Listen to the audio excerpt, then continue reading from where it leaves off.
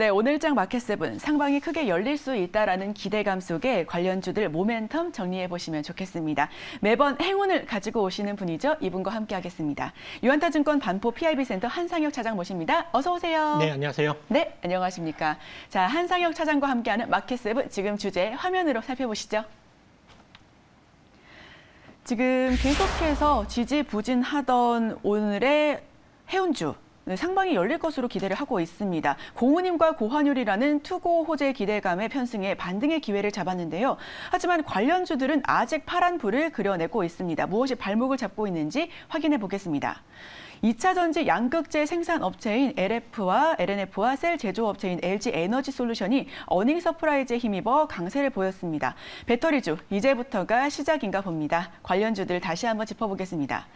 마지막으로 정부가 북한의 코로나19 방역 및 환자 치료 지원을 공식 제의한다라는 소식에 코로나19 관련주와 남북 경협주가 일제히 올랐습니다. 하지만 북측이 아직 응하지 않고 있는데요. 꺼진 불도 다시 보자. 코로나19 관련주 다시 한번 살펴보겠습니다. 자, 저희 첫 번째 키워드 살펴보겠습니다. 첫 번째 키워드 보여주시죠.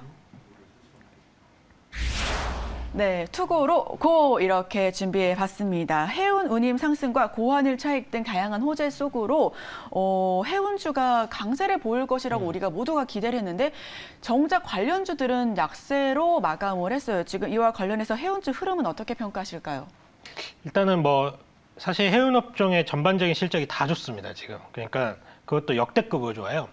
역대급으로 좋은데 왜 이렇게 주가가? 여러 이유가 있겠지만 이렇게 일단은 좋은 실적을 이렇게 기록하게 된 배경에는 한마디로 이제 물류 대란 때문이라고 보시면 될 것 같아요. 거의 1년간 이어져온 물류 대란 때문에 이 수혜를 입을 수 있다는 기대감, 그리고 말씀하셨지만 고환율 이런 부분들 때문에 해운업종에는 실적이 상당히 긍정적으로 작용을 좀 하고 있습니다. 사실 한진을 시작으로 현대글로비스, 대한항공, 페노션 그리고 HMM까지 모두 운송업종의 실적이 좋았는데 현대글로비스나 대한항공, HMM 같은 경우에는 작년 4분기에 이어서 다시 한번 사상 최대 실적을 또 한 번 경신을 했고요. 혼자만 실적이 좋은 게 아니라 이렇게 업종 내에 속해 있는 모든 회사들이 실적이 좋다는 거, 그렇다라고 하면 업황도 엄청 좋다는 얘기가 될 수가 있을 것 같습니다. 다만 이제 이 페노션하고 HMM의 주가 흐름이 좀 다르게 나타나고 있죠. 페노션 같은 경우에는 잘 아시겠지만 철광석, 석탄, 이런 곡물 같은 이런 걸 실어 나르는 벌크선 위주인데 최근에 원자재 가격 상승이 매일같이 들썩들썩 하다 보니까 각 국가들마다 곡물과 철광석 비축을 늘리고 있고 이에 따른 수혜를 좀 예상을 좀 하고 있는 분위기고요. 반면에 HMM 같은 경우에는 사업 여력을 다각화시키면서 벌크선도 좀 하고 있습니다. 하지만 HMM 같은 경우에 역시나 컨테이너 위주로 사업을 운영을 하고 있단 말이에요. 그렇다 보니까 중국의 제로 코로나 정책 때문에 상당히 좀 더 민감하게 주가가 좀 반응하는 것이 HMM이라고 보시면 될 것 같아요. 화물 수요에 대한 기대감이 주가의 주요 포인트라고 좀 할 수가 있겠고요. 저는 개인적으로 현재 구간에서 지금부터 본다라고 하면 HMM이 좀 더 매력적인 포인트가 있지 않을까라고 좀 생각을 하고 있습니다. 현재 중국 상해 같은 경우에도 확진자 수가 1000명 이하로 좀 내려왔기 때문에 코로나 봉쇄 해제에 대한 기대감이 커질 수가 있는 시점이거든요. 해서 만약 해운업종을 보신다라고 하면 지금 주가가 좀 더 눌려있는 HMM으로 접근을 해보시면 어떠실까 말씀을 드려보도록 할게요. 네, 지금 약세가 아니고 오히려 눌려있는 구간 속에서 매력적인 매수 기회가 될 수 있다라는 말씀이신 것 같은데 그래도 페노션과 HMM 등 어제 어닝 서프라이즈임에도 불구하고 너무 약세를 보였었고요. 단순한 차익 실현인지 해운주를 발목 잡고 있는 이유는 뭔지 궁금한데요. 앞서 말씀을 드렸지만 실적은 전 업종을 통틀어서 거의 세 손가락 안에 들 정도로 상당히 좋은 실적을 보여주고 있어요. 다만 항상 실적이 발표가 될 때마다 꼬리표가 붙는 말이 있죠. 바로 피크아웃이라는 단어입니다. 그러니까 실적이 지금은 잘 나오고 있지만 조만간 글로벌 공급망 이슈가 해소가 되면 앞으로 실적은 감익이 되지 않겠느냐 이런 이제 우려감이 존재를 하는 거거든요. 근데 이 얘기가 지금 벌써 1년째 계속 나오고 있습니다. 이번에도 마찬가지고요. 그렇지만 한번 실적이 잘 나온 것은 우연일 수는 있지만 이렇게 연속적으로 실적 서프라이즈가 반복되는 것은 실력으로 좀 인정받아야 된다라고 보고 있고요.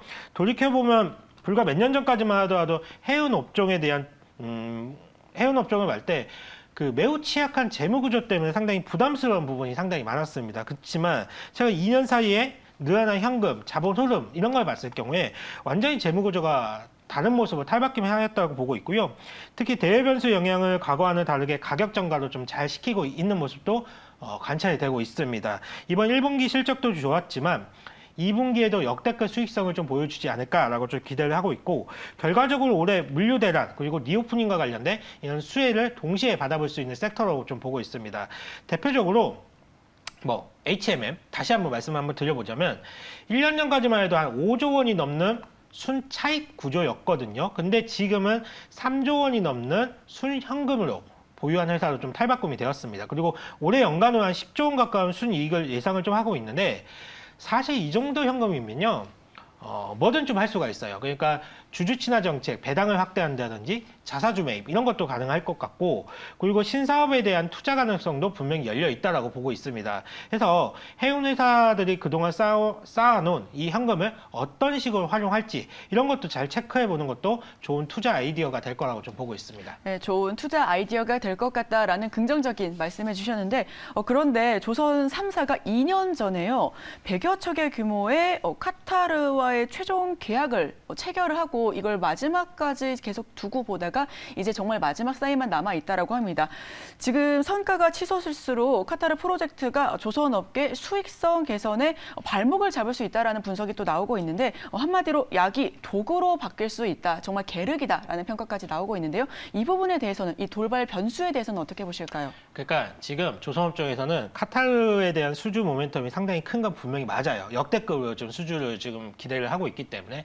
다만 이제 카타르 입장에서도 가격을 후려치려 하고 있죠. 아무래도 좀 싸게 받으려고 할 테니까. 그러다 보니까 조선업 쪽한테는 조선업 쪽을 바라보는 시선은 뭐였냐면, 이러면 수익성이 악화가 될 거 아니냐, 이런 시선이 있는데, 저는 그렇게 보고 있지 않습니다. 왜냐하면 지금 도크가 거의 꽉 차 있어요.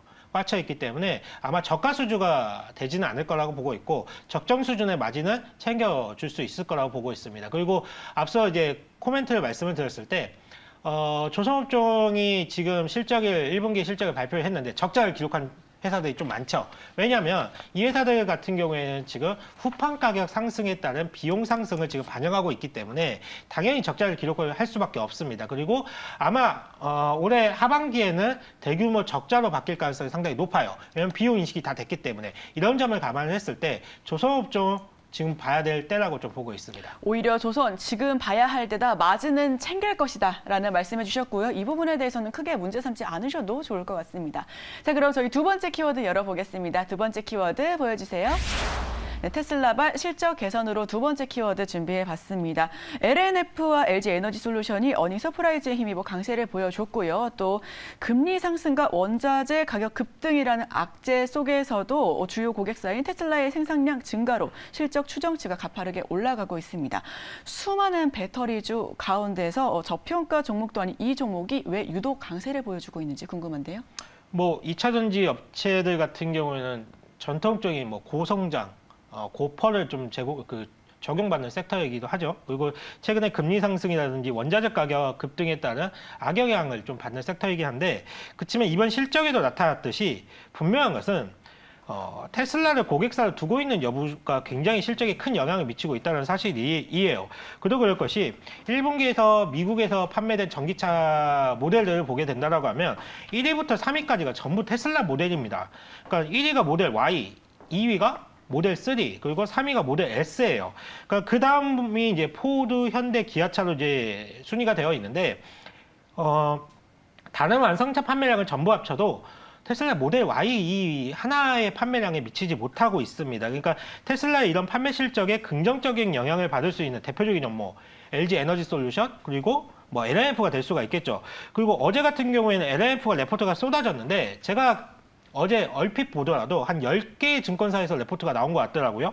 목표가도 보수적으로 잡은 데가 31만 원, 그리고 공격적으로 잡은 데가 한 43만 원까지 적용을 나왔던데, 저도 이견을 낼 생각은 없습니다. LG 에너지 솔루션이 테슬라의 베를린, 그리고 텍사스 이런 쪽에 이제 기가팩토리 원통형 전지를 좀 공급할 예정이기 때문에 당연히 LNF의 그런 이익 증가 사이클을 기대하는 건 분명히 맞거든요.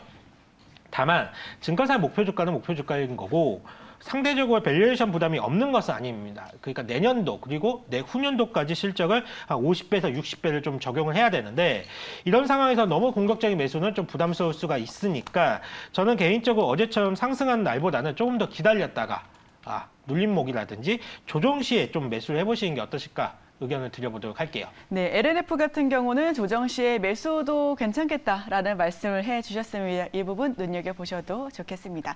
자, 그럼 저희가 증권가는 말씀해 주셨던 것처럼 테슬라 2차 전지 수요 증가와 현대 전기차 확대 등의 호재로 2차 전지 관련주 목표가를 줄지어 상향 조정 중인데요.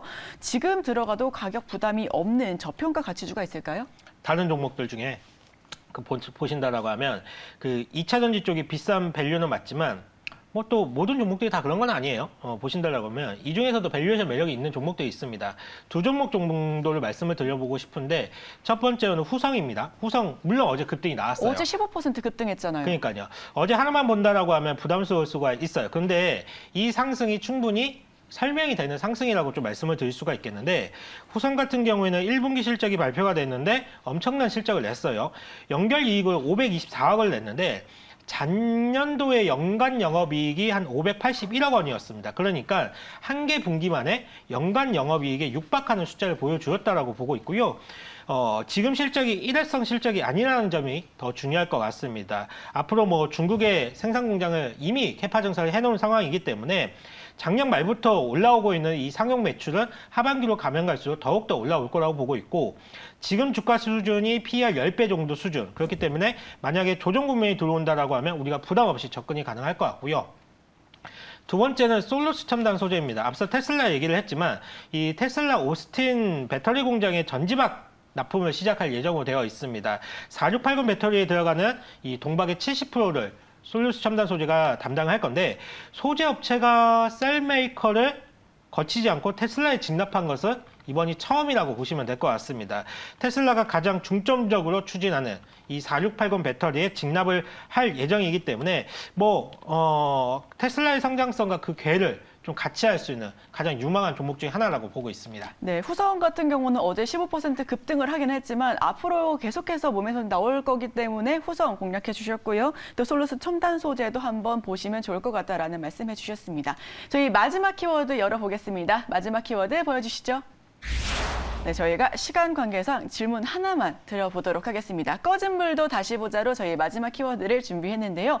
코로나19 관련된 종목들, 이제 리오프닝으로 다 갈아타니까 이제 점점 그냥 사그라들지 않을까 했는데 북한발 코로나 확산세로 인해서 우리가 모두 대북 지원에 많은 총력을 기울이겠다라고 밝혔습니다. 물론 북한은 아직 응답을 하지 않고 있고요. 그러면 지금 코로나19 관련된 종목들, 진단키트도 있고 치료제, 음압병도 굉장히 많지 않습니까? 이 중에서 어떤 부분을 눈여겨봐야 될까요? 제가 테마주 성격의 매매를 잘 하는 것이 아니어서 좀 말씀드리기가 조심스러운 부분이 있는데 쭉 어제 이런 쪽의 종목들을 보게 되니까 눈에 띄는 종목이 하나 있긴 있더라고요. 그러니까 세운 메디칼이라는 종목이 좀 눈에 띄긴 하던데 기본적으로 특수 주사기를 만드는 회사죠. 그러니까 과거에도 코로나 백신용 이제 특수 주사기가 부족하다라는 소식에 주가가 급등한 적도 있습니다. 그러니까 이게 코로나 백신을 기존 주사기를 이용한다라고 하면 한 병당 한 5번 그 정도 맞힐 수가 있지만 이 특수 주사기를 사용한다라고 하면 6번까지 투여가 가능하다라고 좀 얘기가 나오고 있죠.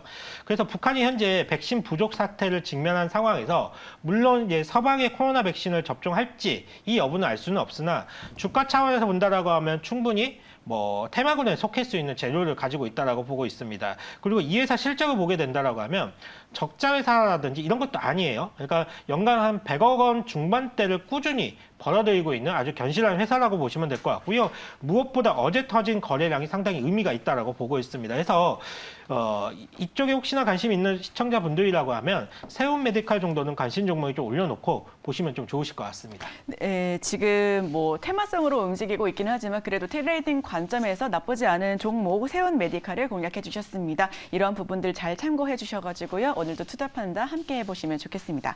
지금까지 수요일장 마켓세븐 유한타증권 반포 PIB센터 한상혁 차장과 함께했습니다. 오늘 말씀 고맙습니다. 감사합니다.